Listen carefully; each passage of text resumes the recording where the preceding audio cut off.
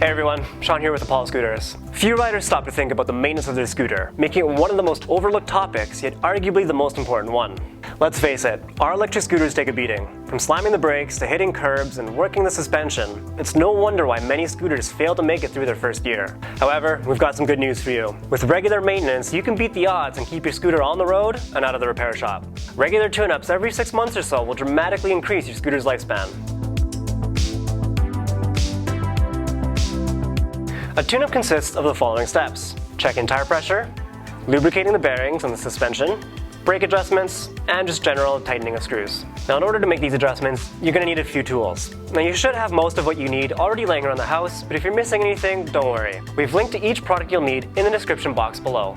Now what you'll need is a tire pump, lubricant or any lithium grease spray, WD-40 for cleaning, blue Loctite, and your basic toolkit. All of these items are really affordable, especially when you consider the money you'll be saving from not having to send your scooter in for repairs. They're definitely an investment worth making.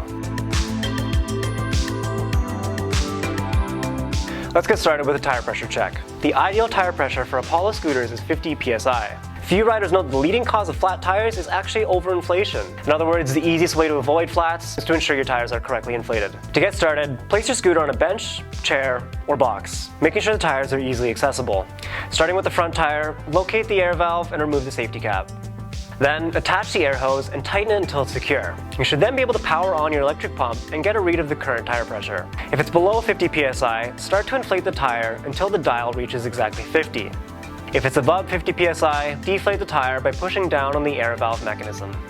Afterwards, don't forget to put the safety cap back on, and then repeat the process with the rear tire.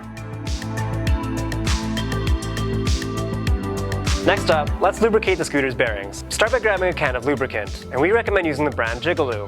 The bearings are the connection between the rotating wheels of your scooter and the non-rotating frame that holds them stable. As you use your scooter, the friction can cause your bearings to get worn out, so regular lubrication will prevent this from happening. Start by thoroughly cleaning the bearings with a clean and wet towel. Then, take a can of WD-40 to spray off any tiny particles that were not removed. It's then really important that you add lubricant after this step. WD-40 is a water disperser, meaning it's actually the opposite of lubricant. If you don't add lubricant afterwards, your bearings will be gone after just a few kilometers. Similar to the bearings, your suspension will also experience some friction as the spring inside of it moves up and down. Over time, this friction can cause noises or squeaking sounds. The good news is that this is one of the easiest steps in the maintenance process. For each of our scooters, the process is a little bit different, so check out the timestamps for your specific scooter. For the Apollo Phantom, Ghost, or Pro, make sure the suspension is clean before using the lubricant. Spray the lubricant on the travel shaft of the spring located inside the coil. Then use a generous amount of lubricant on the top and bottom pivot points of the suspension. Quick tip, we suggest stopping in the middle of this process and jumping on the scooter to ensure the lubricant is going everywhere inside. Now if you own a Light, City, or Explorer, the process is a little bit different. We're going to start by cleaning the suspension again, and make sure you spray a lot of lubricant because the area is almost airtight. It's then a good idea to flip the scooter upside down to help the lubricant go inside the suspension. We recommend keeping the scooter in this position for at least 2 minutes. And again, we suggest stopping in this process and jumping on the scooter to ensure the lubricant is going everywhere inside. We're going to break this part down into 3 sections: disc brakes, drum brakes, and changing your brake pads. So be sure to check out the timestamps and jump to the appropriate section that you need. For display purposes, I've got the Apollo City scooter here, but this will be applicable to all our other models. Alright, so first we're going to do the drum brake. Very simple process. All you're going to have to do is turn this little screw here, but pull back the spring to make sure that the metal bar does not also turn with it. Now if you need to tighten the braking power, you're going to turn it clockwise. Just a couple turns should be fine. And if your brakes are a little bit too strong and you're stopping too quickly, you can turn it counterclockwise to loosen. And that's all you need to do. See that? And that's perfect. Alright, so now moving on to the disc brake. Again, for demonstration purposes, I've got the Apollo City here, but this will be applicable for all other scooters with disc brakes. Now if you find that your brakes are not strong enough and you're pulling down a little bit too far on the lever, there are 3 points to check. First will be this knob at the top, and you'll notice that there are 2 parts to this piece. So you're going to turn them both counterclockwise to pull the brake lever, and then you're going to turn just this ring, the wider ring, you're going to turn it back clockwise in order to lock it in place so that it doesn't move. Now if you do that and it's still not strong enough and you're still pulling too far on the brake lever, you can move down to this part right here, just below the brake line. Again, you'll notice that there are two pieces to it, two parts. You're gonna turn them both, again, counterclockwise, and then turn the one bolt on the bottom clockwise to hold it in place so that that doesn't move. Try all of those. Test your brakes, make sure they're strong enough. You don't want them to be too tight because you can go flying off your scooter otherwise. You also don't want them to be too loose because you need to be able to stop on a dime. Alright guys, so now we're going to go over how to change your brake pads. For demonstration purposes, I've got the Apollo Explorer here because it does have two different brake calipers, one in the front and the rear. However, the process is going to be essentially the same for all other brake discs. So follow along and we'll show you how to change them. Alright, it's a super simple process to remove the caliper to change the brake pads. There are two screws on the top of the caliper here that you're going to remove. Now before you remove them, be careful, there are a few washers on there, so you don't want to lose them and have them fall. We're going to loosen these. Okay, it's almost off.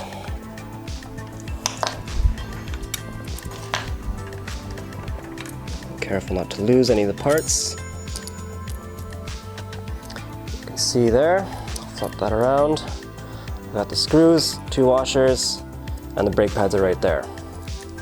Take this off, that off.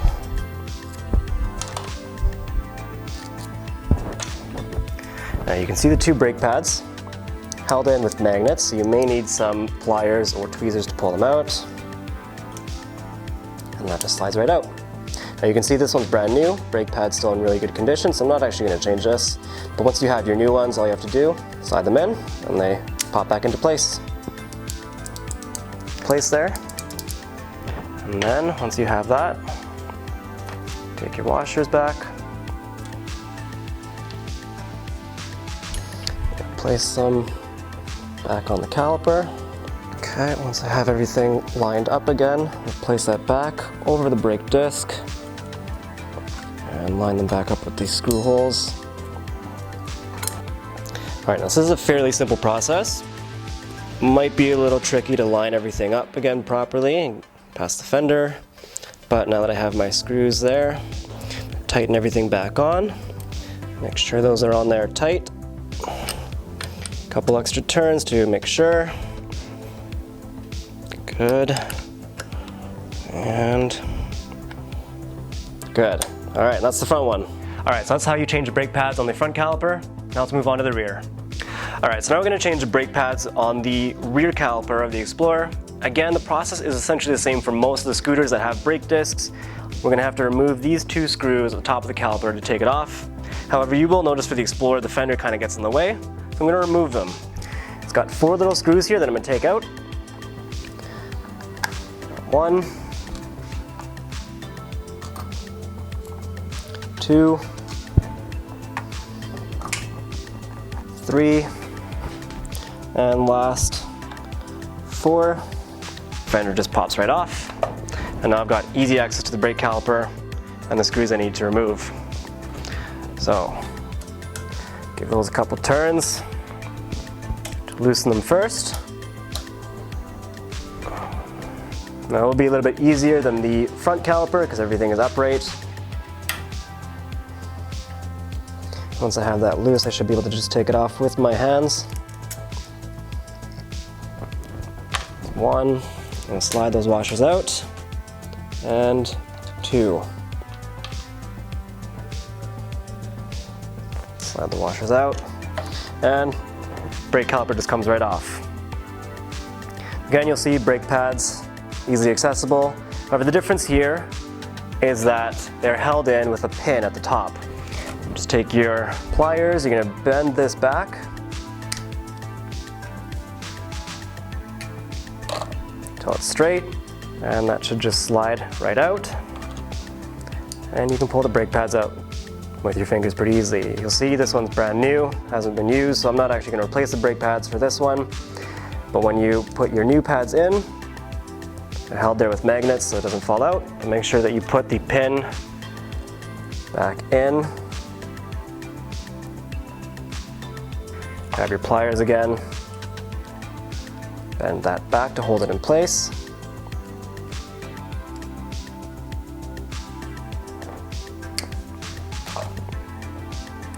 Now, so you can go back onto the brake disc. You want to make sure you have all your washers. So Do one at a time.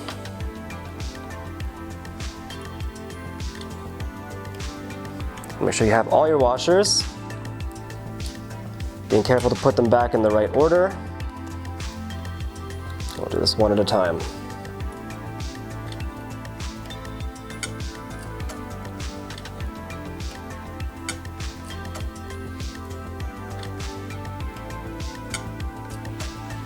So just give it a couple turns to make sure that the screw is in, it doesn't fall out.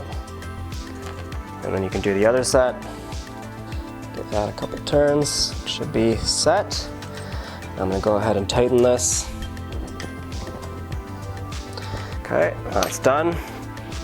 Put the fender back on, making sure you still have all 4 of the little screws here.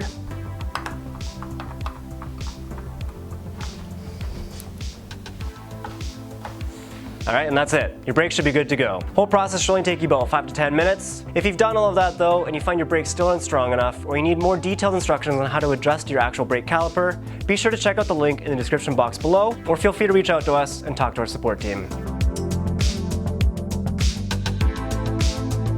This is an often overlooked step. However, tightening the screws on your scooter is a simple but effective way to keep your scooter running safely. As you ride your electric scooter, the motor creates vibrations. These vibrations can loosen screws over time. We recommend checking your screws every few months to ensure they're nice and tight. We also recommend using a little bit of blue Loctite to further improve their stability.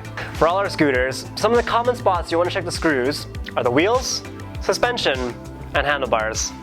Now, if you own a City or Explorer, there are a few important screws to specifically check to ensure everything stays tight and solid. First is the folding mechanism adjustment screws, which are located at the front of the folding mechanism. We recommend folding your scooter, doing 1 or 2 complete turn of each screw, and then unfolding your scooter. You will notice right away that the folding mechanism feels tighter. If you tighten the screws too much, you won't be able to unfold the scooter, and if you don't tighten them enough, you'll feel a back and forth play in the stem. You want the screws to have a little bit of tension, you just need to find the sweet spot. You're then going to tighten the stem alignment screws. These 4 screws can become loose over time, and we suggest removing them and adding Loctite to each screw. You're going to want them to be as tight as possible because if they're loose, your stem will not be centered or aligned with the front wheel. Lastly, we're going to secure the rear fender screws. Again, these screws can come loose over time due to vibrations while riding, so make sure they're all tight. And that's it, guys. That wraps up our video maintenance guide. We recommend doing these checks every 6 months or every 500 kilometers. And as always, if you have any questions, don't hesitate to reach out to us via our website, apolloscooters.co.